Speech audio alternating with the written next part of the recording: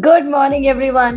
आज का वीडियो इस टॉपिक पर कि यदि बच्चा ना घूमे तो क्या कारण हो सकते हैं। मैं अपनी प्रेग्नेंट लेडीज को हमेशा बार बार ये कहती हूँ, बच्चा घूमने का ध्यान रखना। पूरे 24 घंटे में 8 से 10 बार बच्चा घूमना चाहिए। यदि नहीं घूमे तुरंत ये टिप्स अपनाना कि कुछ ना कुछ खा लो, शुगरी चीजें खा लो, मिठाई खा लो, करवट लेफ्ट करवट में लेट जाओ, पानी P low, juice P low, 2 घंटे रुको, आराम से लेट कर देखो। बच्चा नहीं घूमे तुरंत मेरे पास आओ। 24 घंटे मेरा हॉस्पिटल खुला है, आकर के आपकी बच्चे की हार्ट बीट सुनवा के चले जाओ। क्यों डरती हूँ मैं इतना? क्योंकि यदि बच्चा कम घूमता है तो डेफिनेटली कोई ना कोई कारण होता है। हालांकि कई बार हम 3-4 घंटे में ही एंग्जियस हो जाते हैं। लेडीज मेरे पास तुरंत आ जाती हैं कि मैडम 2 घंटे से बच्चा नहीं घूमा। इस तरह से नहीं करना। 3-4-5 घंटे आपको जो टिप्स मैं बताती हूँ वो सारे करने के बावजूद भी बच्चे की हलचल ना महसूस हो तो आपको हमारे पास तुरंत आना है। कई बार जब हमारे एब्डोमेन पे हम इधर से या इधर से टैप करते हैं तो भी अगर बच्चा सो रहा होता है तो थोड़ा सा जाग जाता है और मूवमेंट आपको फील हो जाता है।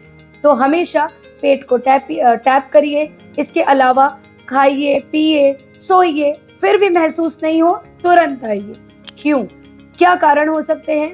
देखिए, एक तो हो सकता है कि प्रेग्नेंट लेडीज कई जो फर्स्ट टाइम मम्मी बनती हैं, जिन्हें एक्सपीरियंस नहीं होता, उन्हें वैसे ही मूवमेंट कम फील होते हो।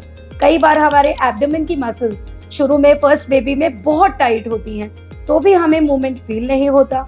दूसरा, लेडीज को पता ही नहीं चलता कि ये जो फ्लिकर हमें फील हो रहा है ये एक्चुअली बेबी मूवमेंट है। उन्हें लगता है हो सकता है मेरे पेट में गैस घूम रही हो, जो कि बहुत ही आम प्रॉब्लम है, लोगों को लगता है। सेकेंडली, हो सकता है कि हमारा पानी लाइकर एमनियोटिक फ्लूइड यदि नॉर्मल से थोड़ा सा भी ज्यादा होता है तो उस फ्लूइड में बच्चा घूमता है, जिसकी वजह से जो एब्डोमिनल मसल्स है उन पर बच्चे के हाथ पैर नहीं लगते।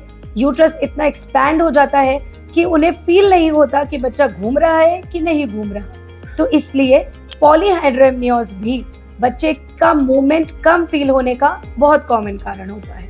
इसके अलावा बच्चा यदि अपना वीक है, मतलब नॉर्मल वेट से कम है। नॉर्मली बच्चे का वजन 9 मंथ में हमारा 2.5 किलो से 3.5 किलो के बीच में होता है। जब हमारा 7 मंथ होता है नॉर्मली सारे बच्चे 1 किलो के होते हैं।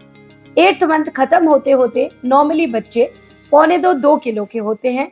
तो अगर हमारा बेबी वेट नॉर्मल से कम बढ़ रहा है तो भी आपको बच्चे के मूवमेंट कम फील होंगे, क्योंकि हमारा बच्चा थोड़ा वीक है तो हमारा बच्चा कम मूवमेंट करेगा। इसके अलावा यदि बच्चे के चारों तरफ का पानी कम है, पहले मैंने बताया ज्यादा, अब मैं बता रही हूँ कि यदि बच्चे के चारों तरफ एमनियोटिक फ्लूइड कम है, ओलिगोहाइड्रोएमनियोज कहते हैं, तो भी बच्चा पूरा तैर नहीं पाता।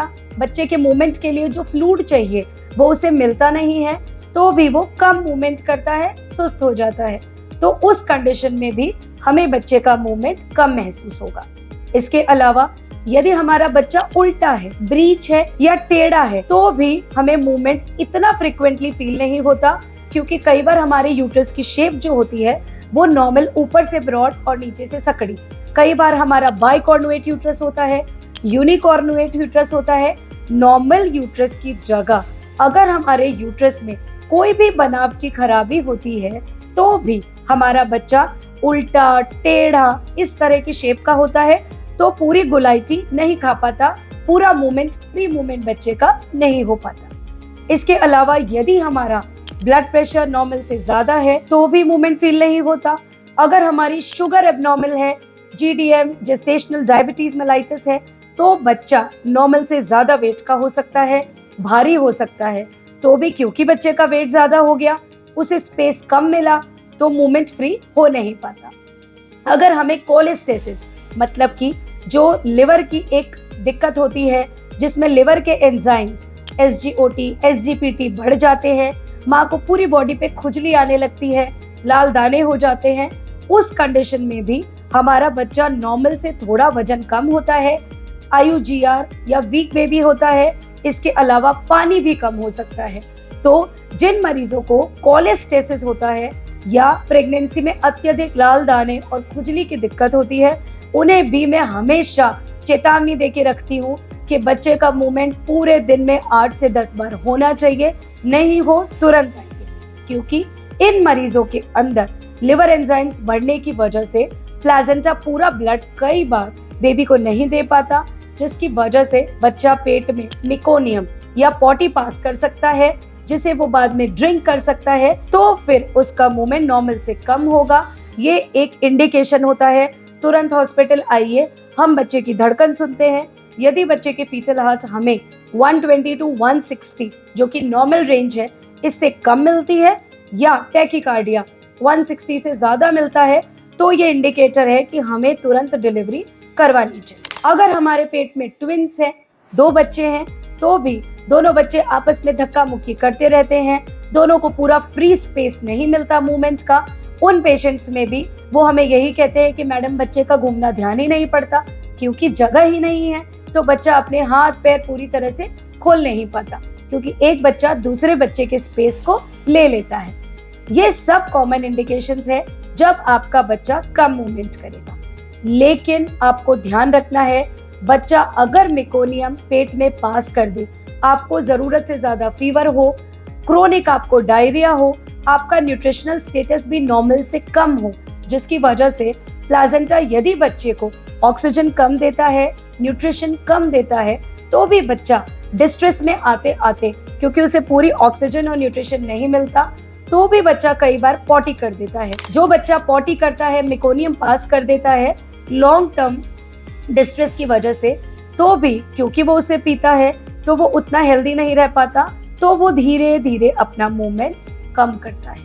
इसीलिए प्रेग्नेंट लेडीज को बार बार हर डॉक्टर, घर वाला, मम्मी, मासी ये डेली पूछते रहते हैं कि मूवमेंट हो रहा है ना, तो वो सतर्क रहती है और ध्यान रखती है कि पूरे 24 घंटे में 8 से 10 मूवमेंट हो रहे हैं।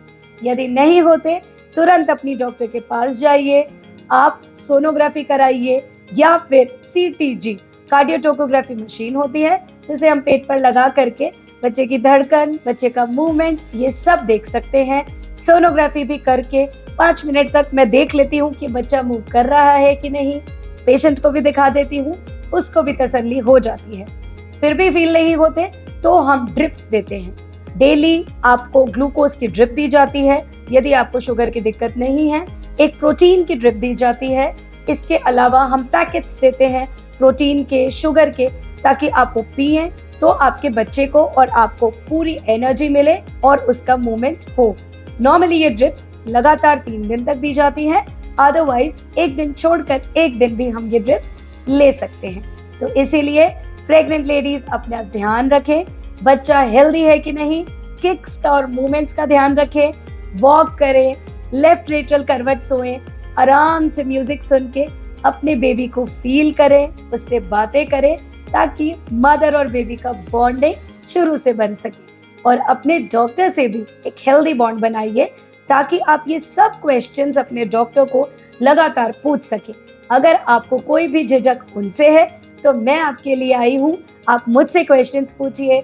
आपको जो चीज़ समझ नहीं आती कमेंट सेक्शन में डालिए, मैं आपके कमेंट सुनकर ही डेली वीडियो बनाती हूँ कि जिसकी मैक्सिमम क्वेरीज आती हैं मैं उसी पर वीडियो बना देती हूँ। चैनल सब्सक्राइब कीजिए, औरों को भी सब्सक्राइब करवाइए। Stay healthy, stay positive, love you all.